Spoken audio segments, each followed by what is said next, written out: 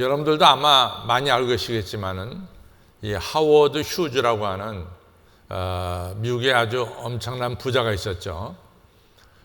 이제 이 하워드 휴즈는 1905년에 출생을 했어요. 그리고 이 사람이 세상을 떠난 것은 1976년에 71년을 살고 세상을 떠났습니다. 근데 왜 하워드 휴즈가 유명하냐면은 이 하워드 휴즈 우주 항공국이라는 것이 있습니다. 그래서 하워드 휴즈 하면은 첫째는 영화를 만든 영화 산업에 아주 큰 업적을 남겼고, 또 항공 산업에도 하워드 휴즈는 큰 업적을 남겼습니다. 이분이 원래는 부잣집 아들로 이 휴스턴에서 태어났죠. 그래가지고 이 아버지가 물려준 재산 가지고 맨 처음에 석유 산업에 뛰어들어서 엄청나게 돈을 많이 벌었습니다. 그러고 나서 이 사람이 이 영화 산업에 뛰어들어서 이 헐리우드 영화를 아주 크게 발전시킨 사람 중에 한 분이 바로 하워드 휴즈입니다. 또 이 사람이 항공 산업에도 뛰어들어서, 조금 전에 제가 말씀드렸잖아요. 하워드 휴즈 하면은 먼저 우주, 항공, 이것이 머리에 떠오를 만큼 하워드 휴즈는 항공 산업에도 크게 기여한 사람입니다. 이 사람이 또 유명한 것은 1938년도에 14개 프로펠러가 달린 이 록히드 회사에서 만든 비행기를 타고 최초로 단시간에 세계 일주한 사람이 바로 하워드 휴즈입니다. 이렇게 보면 하워드 휴즈는 굉장히 모험심도 많고 새로운 것을 개척하는 이러한 인물로 우리에게 이같이 보여주고 있죠. 영화 산업이라든가 항공 산업이라든가 또 비행기 타고 세계 일주를 했다든가, 이런 것은 다, 이런 것을 보면 이 하워드 휴즈는 상당히 뭐라 그럴까, 모험심이 강한 사람이구나, 이렇게 알 수 있습니다.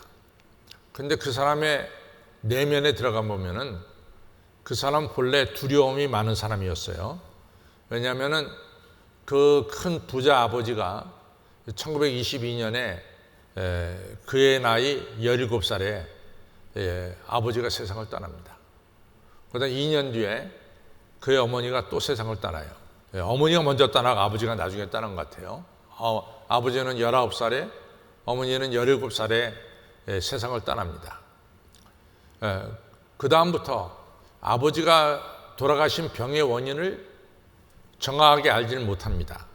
단지 세균에 의해서 돌아가셨을 것이다 라고 이제 추측을 하는 거죠. 그 다음부터 이 하워드 휴즈는 사실 그 뒤에도 엄청난 일을 했지만은 그의 속마음 속에는 두려움이 가득 차서 대인 접촉을 안 합니다. 사람과 사람을 안 만나요. 그래가지고 여러분들 미국의 남쪽에 보면은 이 마이애미주 밑에 조금 내려가면 바하마라고 하는 바하마 군도가 있죠. 거기에 이제 미국령인데 거기다가 이 바닷가에다가 이 하워드 휴즈라고 하는 엄청난 호텔을 지어놨습니다. 그리고 그 꼭대기층 펜트하우스에서 하워드 휴즈 혼자만 살았어요. 사람 접촉하지 않고. 그러다가 이제 1976년에 멕시코 아카풀코라고 하는 그곳에서 자기 고향 휴스턴으로 가려다가 죽었어요. 죽은 거 보니까 이 사람 첫째는 영양실조고 두 번째는 정신 이상으로 죽었다, 이렇게 얘기하고 있습니다. 이 사람이 겉으로 보기에는 모험을 많이 한 것 같지만은 실제로 살펴보면은 사람 만나는 것이 겁이 나가지고 사람을 만나지 않고 홀로 지내다가 이 세상을 떠나게 된 이런 인물입니다. 로이드라고 하는 목사님, 제가 너무나 저한테 많은 영향을 준 목사님 중에 한 분이에요. 로이드 목사님은 이 헐리우드 장로교회 담임 목사님이었고, 또한 미국 국회 채플린으로도 일했던 분인데, 이 로이드 목사님이 뭐라고 말씀하냐면은 하워드 휴즈가 모험이 거쳐졌을 때, 모험이 끝났을 때 그의 인생도 끝이 났다, 이런 이야기를 합니다. 근데 이 로이드 목사님은 왜 유명하냐면은 사실은 제가 미국서 목회할 때 헐리우드 장로교회 담임 목사님이었는데, 헐리우드 장로교회는 미국의 뭐 정치인들, 영화 배우들이 다니는 교회인데 거기 한 4, 5천 명 모이는 교회 목회를 했고, 그분이 이제 우리 미국 장로교에 소속된 한국 목사님들한테 한번 강연을 했어요. 그때 그분이 강의하는 것 중에 중요한 게 저한테 굉장히 영향을 미쳤죠. 그분이 어느 곳에 가서 이제 강연하도록 부탁을 받았는데 밤새 자기가 원고를 썼대요. 그리고 그 다음날 아침에 일찍 일어나 가지고 이제 그 강연장에 늦지 않게 가려고, 근데 시간이 너무 바토 가지고 하여튼 정신없이 나와 가지고 원고를 갖다가 자기 자동차 위에다가 딱 놓고 장차 문을 열고 장차를 탔어요. 근데 깜빡 잊었어요, 자기가 원고를 장차 위에다 둔 거를. 그러면서 이분이 차를 몰고 나니까 원고 다 날아갔어요. 그래서 그분이 원고가 더 없는데 어떡하겠어요. 그래서 밤새도록 자기가 원고 쓴 거를 갖다가 이 차 타고 가면서 회상하면서 기억하면서 나름대로 지난밤에 원고 쓴 거를 머릿속에 기억하고, 그리고 그 다음날 이제 그날 회의장에 가서, 강연장에 가서 원고 없이 처음으로, 자기 생애 처음으로 원고 없이 강연을 했다는 거 아니에요. 그랬더니 끝나고 났더니 그 참석자들이 로이드 목사님, 저는 로이드 목사님은 수십 년부터 아는데 오늘 로이드 목사님의 설교가 최고였습니다, 전부 다 이구동성 그러더래요. 그래갖고 그분이 내가 이제부터는 이제 원고를 안 보고 이같이 말씀을 좀 전해야 되겠다 결단하고, 그분이 그 다음부터는 원고 없이 이같이 설교를 하기 시작했다는 거죠. 근데 사실은 그분의 말씀이요, 저한테 레마로 들어왔어요. 레마로. 이거 내가 꼭 본받아야 될 말씀이다. 그래서 그때부터 제가 이제 실천하기 시작한 겁니다. 그러니까 그런 면에서 로이드 목사님은 제 목회에 많은 영향을 주신 분 중에 한 분이죠. 근데 이 로이드 목사님이 하워드 휴즈에 대해서, 아마 하워드 휴즈가 이 영화계에 많은 수고를 했으니까 헐리우드 장로교회에 출석했는지도 모릅니다. 그래서 이 목사님이 이 하워드 휴즈를 개인적으로 알고 있었던 것 같아요. 그래서 말씀하기를, 이 하워드 휴즈가 모험을 그만뒀을 때 그의 인생도 끝이 났다, 이런 귀한 얘기를 했습니다. 사람들이 이같이 변화를 하기를 그만뒀을 때 그것이 바로 인생의 끝이다, 이런 이야기와 똑같습니다. 성경에 보면은 전부 다 모험한 사람들의 이야기로 시작되고 있어요. 예를 들어서 아브라함도 본토와 친척과 아비 집을 떠나서 하나님께서 지시하는 새로운 땅으로 가는 모험을 했죠. 또 모세도 궁중에서, 애궁중에서 40년을 지내다가 40이 됐을 때 미디안 광야로 가는 이런 모험을 하게 되죠. 또 미디안 광야 40년을 지내다가 80자가 됐을 때 그를 배척한 애굽 땅으로 다시 돌아가서 이스라엘 백성들을 해방시키는 이런 모험을 하게 됩니다. 그러니까 성경에 나온 인물들 보면은 다 모험을 한 거예요. 예를 들자면은 베드로도 평생을 갈릴리 호수에서 고기를 낚는 어부였는데 예수님 만나고 나서 그물과 배를 버려두고 사람을 낚는 어부로 바뀌게 되는 거죠. 또 사도 요한도, 또 사도 바울도 마찬가지죠. 평생을 그가 바리새인으로, 또 이 유대교에 충실한 이런 학자로 그가 살아왔잖아요. 근데 그가 사도행전 9장에서 예수님 만나고 나서 그의 말 맞다나 자기의 과거를 다 오물처럼 버리고, 그리고 앞에 있는 예수님을 더욱더 알려고 뒤에 있는 것들은 다 버려두고 앞을 향해 쫓아가노라 라고 말씀한 것처럼 사도 바울의 인생도 모험적인 인생이었습니다. 그래서 1차, 2차, 3차 세계 선교여행을 다니면서 모험했던 사실을 알 수 있죠. 더 나아가서 우리 예수님도 모험하셨어요. 하늘 보좌를 버리시고 낮고 천한 이 땅에 오시는 귀한 모험을 했습니다. 그래서 저는 이 로이드 목사님 말씀하신 것처럼 사람에게 모험이 없다면 그것은 인생은 죽음과 마찬가지다라고 하는 그 말이 상당히 중요한 말로 들려집니다. 오늘 우리가 읽은 여호수아 1장 1절로 9절은 우리 성도들이 너무나 잘 알고 있는 내용입니다. 왜 잘 아냐면은 이제 모세가 이스라엘 백성들을 이끌고 이제 광야 40년을 인도했잖아요. 그리고 모압 평지에 도달했습니다. 근데 이제 모압 평지는 바로 요단강에 붙어 있어요.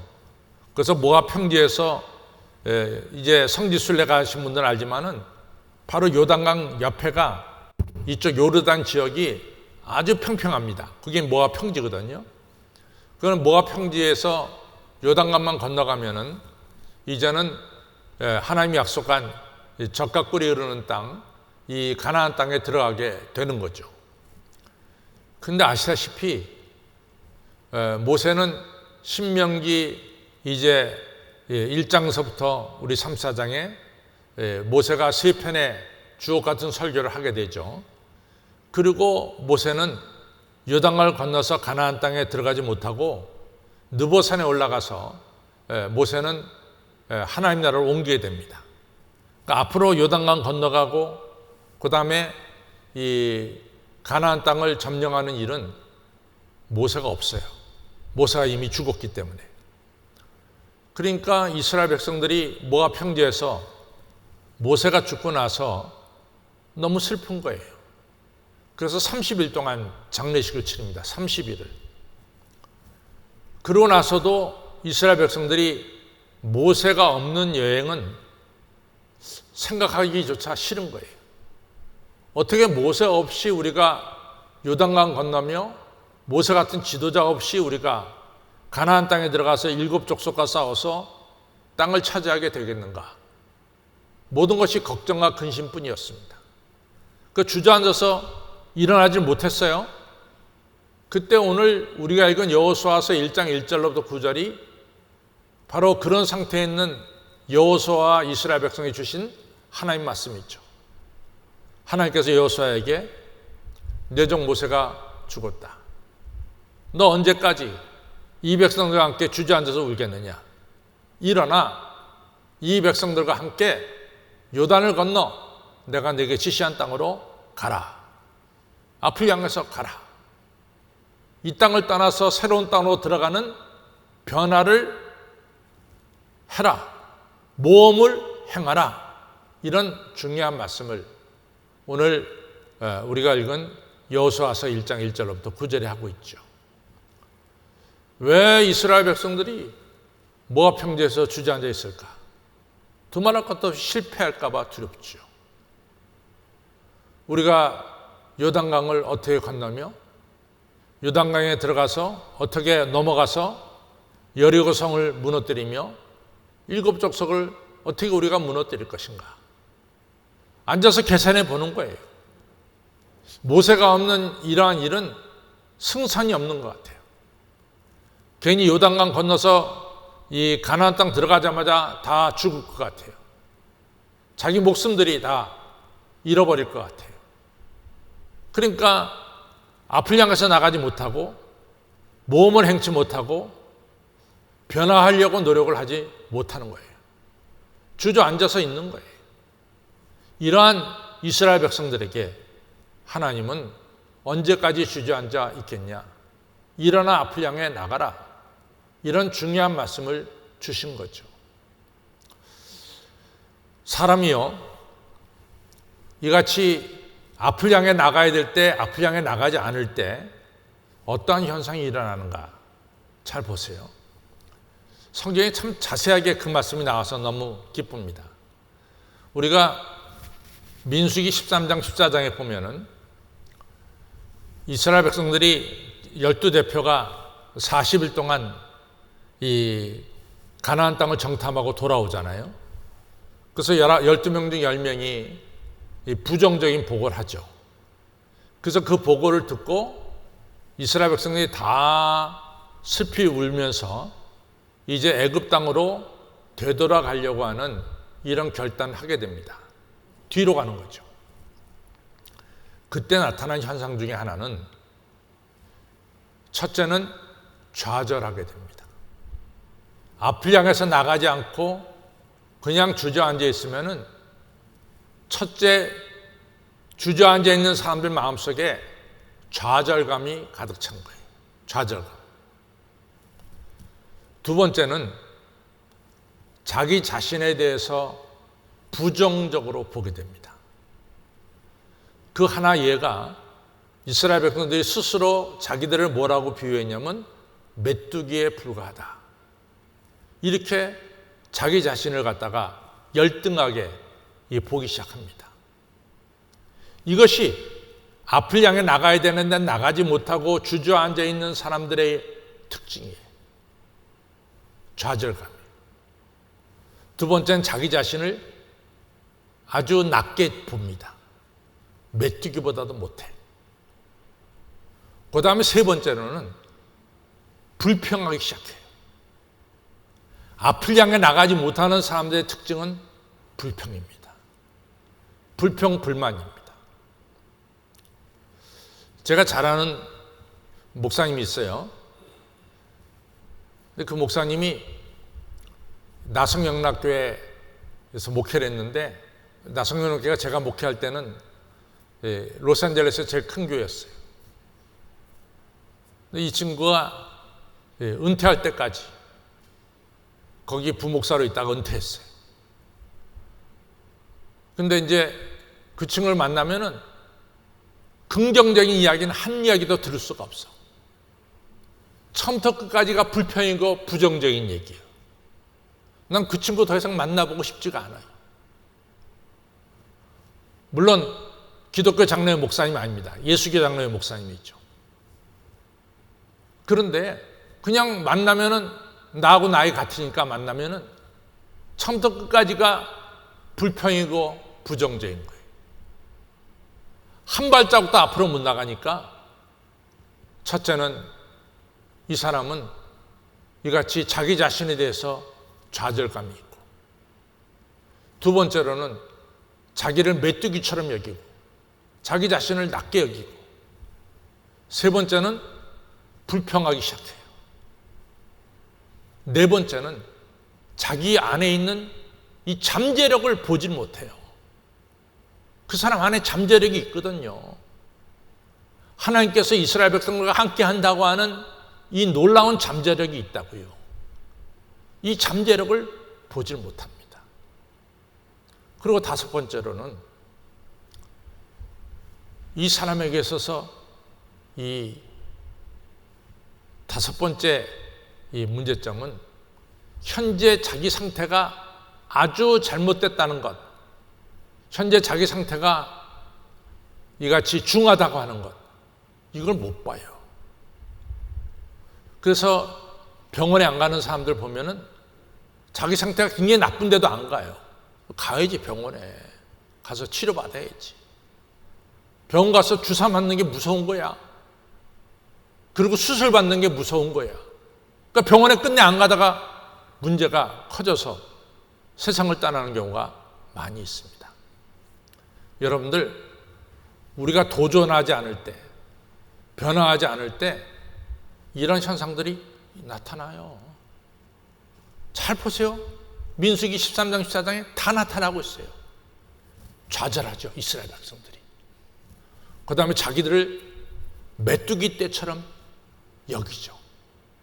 그 다음에 모세를, 하나님을 원망하기 시작하죠. 자기 안에 하나님 계시는 것을 몰라요. 하나님 지금까지 출애굽에서 이 자리까지 인도한 하나님의 역사하심을 이걸 모르고 있어요. 이 하나님의 힘이 앞으로도 인도한다는 것을 모르고 있어요. 아니, 광야에서 앞으로 어떻게 살겠다는 거야? 다시 애굽으로 돌아가면 노예가 되는데 그 상태가 얼마나 심각하다는 것을 간단하게 여긴단 말이지. 중요하게 여기지 않고. 이처럼 우리가 변화해야 될 때 변화하지 않고 모험해야 될 때 모험하지 않을 때는 여러 가지 일련의 현상들이 나타납니다.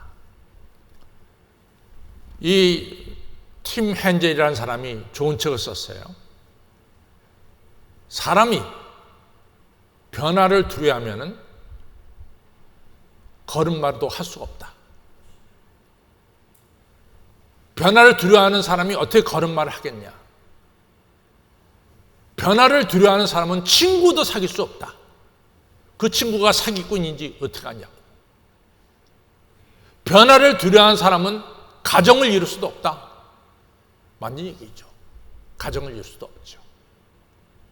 변화를 두려워하는 사람은 아무것도 할 수 없다. 팀 헨젤이라는 분이 그런 얘기를 했어요. 그런데 변화를 시도하는 사람은 새 역사가 일어나죠. 요한복음 5장에 38년 된 병자가 38년 동안 주저앉았지만은 예수님이 일어나라 그럴 때 일어나니까 일어나는 역사가 일어났죠. 마가복음 10장에 소경 바디메오가 눈 떠야 되겠다 이런 분명한 의식을 가지고 다시아 조선 예수를 찾았을 때 그는 눈 뜨는 역사가 일어났습니다. 아브라함이 본토와 친척 아비집을 떠나는 결단을 했을 때 아브라함은 믿음의 조상 복의 근원이 됐습니다. 여러분 생각해 보세요. 우리 교회가 2014년에 지어졌어요. 그때 우리가 교회를 짓겠다는 이 변화의 역사, 결단의 역사를 그때 하지 않았다면 우리는 지금 이 좋은 예배당에서 예배 드릴 수가 없어요. 우리가 변화하려고 노력하고 결단할 때 새 역사가 일어나는 거죠. 1993년도만 하더라도 한국에서 미국으로 이민 가는 사람들이 공식적으로 2만 명이 쿼터가 다 채워져서 한국에서 미국으로 이민 들어올 때예요. 그때 이제 우리 사람하고 저하고 한국 나가자 결단하고 한국에 나가기 때문에 제가 오늘 좋으신 여러분들 만나서 목회하게 된 겁니다. 우리가 결단하지 않으면 안 되는 거예요. 우리가 변화해야만이 새 역사를 이룰 수 있습니다. 요즘에 아세요? 상당히 또 어떤 면에서 저도 우울해졌어요. 목회자가 이같이 성도들과 함께 말씀을 나누고 기도하고 찬송 부르지 못하니까 좀 답답해요. 제가 새벽 기도 5시 반부터 6시 이 시간에 제가 여기 내려와서 기도하는데 너무 가슴이 아파요. 하나님, 이 좋은 예배당을 주셨는데 왜 이 예배당에서 예배를 못 드리죠? 너무 가슴이 아파요. 조금 우울해져요. 그러면서 이제 생각하는 것이 이 코로나 바이러스가 오늘 우리한테 새로운 것을 가르쳐 준다. 지금까지 오던 길 아닌 제3의 길로 나가야 되는 것이 아닌가. 이런 생각을 상당히 많이 하고 있습니다. 그럼 오늘날 우리가 제3의 길이 뭘까? 이런 생각도 많이 하고 있어요. 여러분, 우리는 이같이 앞을 향해서 나가야 돼요. 주저앉아 있어서는 안 됩니다. 앞을 향해 나가야 됩니다. 우리를 앞을 향해 나가는데 우리의 발목을 잡는 건 뭐냐? 두려움이에요. 두려움. 실패라고 하는 두려움입니다. 이거 이번에 실패하면 어떡하지? 이런 두려움 때문에 우리가 앞을 향해 못 나가게 만들어요. 여러분들 일본에 가면은 도토루 카피라고 하는 집이 상당히 도토루 카피, 커피집 도토루.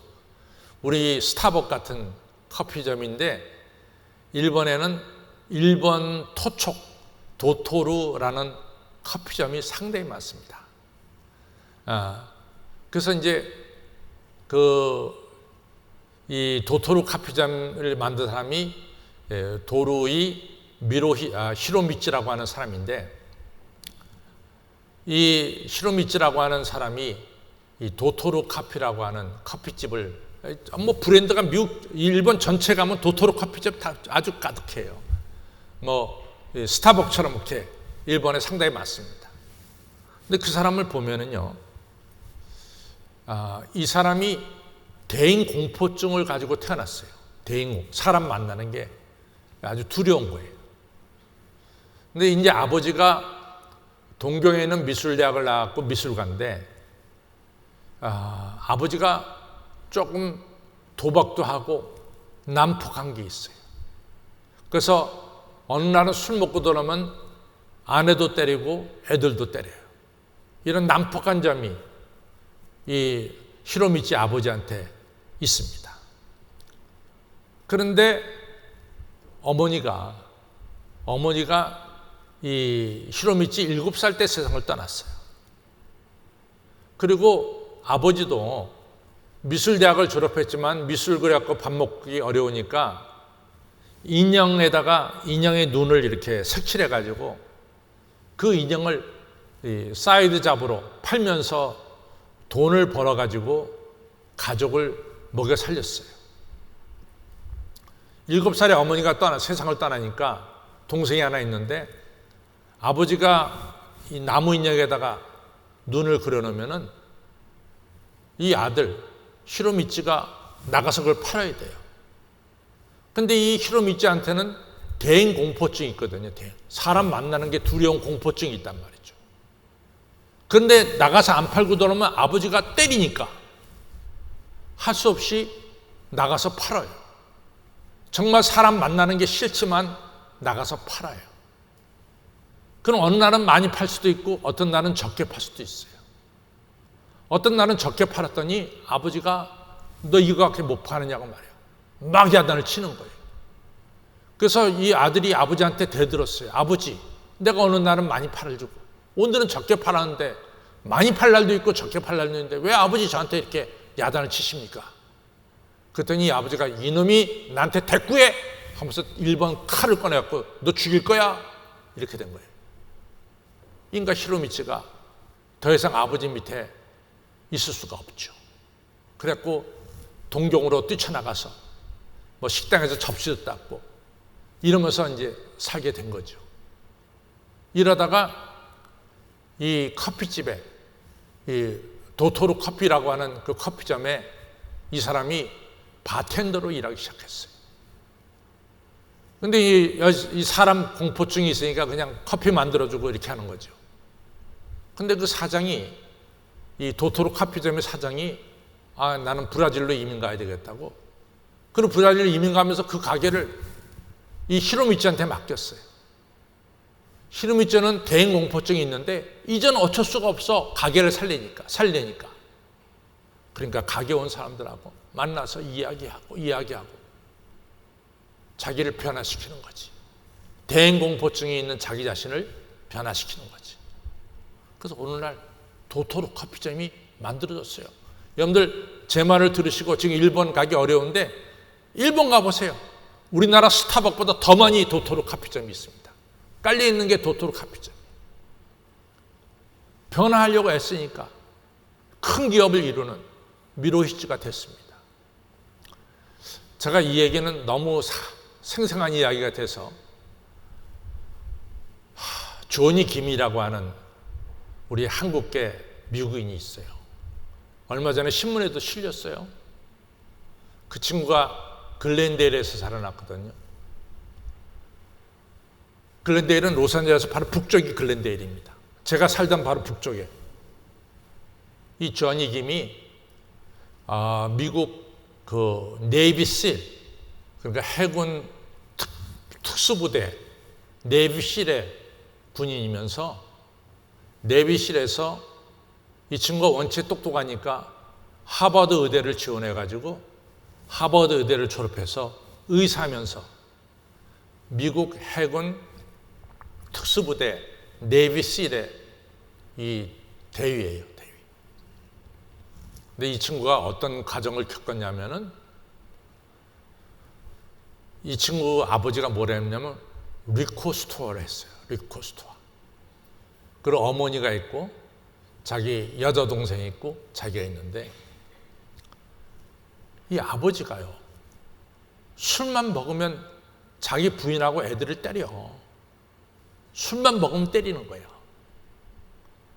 술 먹고 들어오면 그냥 부인 때리고 애들 때리고 이 가족을 때리는 거예요. 그러니까 엄마 항상, 아버지만 술 먹고 오면 엄마가 매 맞죠. 또 아들 매 맞죠. 여동생은 도망가 버리죠. 이러면서 살았어. 근데 어느 날 아버지가 또 때리니까 주변에서 경찰에 신고를 했어요. 경찰이 와가지고 그 아버지한테 때리지 말라고. 근데 때리니까 경찰이 총으로 쐈어요. 그 아버지가 거기서 죽었어요. 그래가지고 이 저니가 어릴 때 이 엄청난 트라우마를 받은 거지. 그래서 이제 자기가 엄마하고 동생을 보호해야 되겠다, 이런 생각이 들어서 미국 해군에 들어갔어요. 이 사람이 정직하게 말합니다. 나는 미국 해군에 들어간 것은 미국을 위해서 들어간 것이 아니라 나는 나의 자신을 지켜야 되겠고 우리 어머니와 내 여동생을 지키기 위해서 내가 네이비실에 들어갔습니다. 이 사람이 아주 공부를 잘해가지고 하버드대 나와가지고 계속해서 미 해군 네이비실에 있는데, 이 사람이 아르테미스 프로젝트라고 하는 유명한 미국의 프로젝트가, 아르테미스 프로젝트는 뭐냐면은 이 달하고 화성을 탐사하는 우주 계획이에요. 그 중에 11명인데 11명이 뽑혔는데 네이비실에서 11명 중에 이 조니 킴이 뽑혔어요. 내가 이 사람의 이야기를 들으면서 이 사람이 내가 옛날에 목회하던 교회 그 아이가 아닌가, 이런 생각이 들 정도로 너무나 그 가정의 자세한 이야기가 나와요. 이 친구가 어떻게 그렇게 미국에서 유명한 그리고 성공한 사람이 됐습니까? 자기 나름대로의 이 공포증을 이겨낸 거 아니에요. 이겨낸 거 아니에요. 여러분, 우리의 발목 잡고 있는 두려움을 깨트려야 돼요. 그래서 오늘 하나님께서 여호수아에게 두려워하지 말라, 강하고 담대하라, 내가 너와 함께 아니냐, 이런 분명한 말씀을 하고 있습니다. 마귀는 항상 우리 마음속에 두려움을 갖다 줘요. 여러분과 저는 두려움을 이기고 앞을 향해 나가야 돼. 변화를 향해서 나가야 되는 이러한 성도님들이 되시기를 바랍니다. 왜 우리가 앞으로 향해서 나갈 수 있느냐? 확실한 약속이 있어요. 너 본토, 친척, 아비 집을 떠나면은, 그리고 내가 내게 지시할 땅으로 가면은 너는 큰 민족을 이루게 될 것이고 네 이름은 창대하게 될 것이고 너는 복의 근원이 될 것이다. 하나님이 약속하신 거예요. 여호수아야, 일어나 가라. 내가 너와 함께함이 아니냐. 내가 모세에게 약속한 모든 축복을 너한테 다 주겠다. 너와 싸워서 능히 이길 자가 없어. 하나님이 약속했어요. 그러니 강하고 담대하게 앞을 향해서 나아가라. 하나님의 약속을 온전하게 믿은 거죠.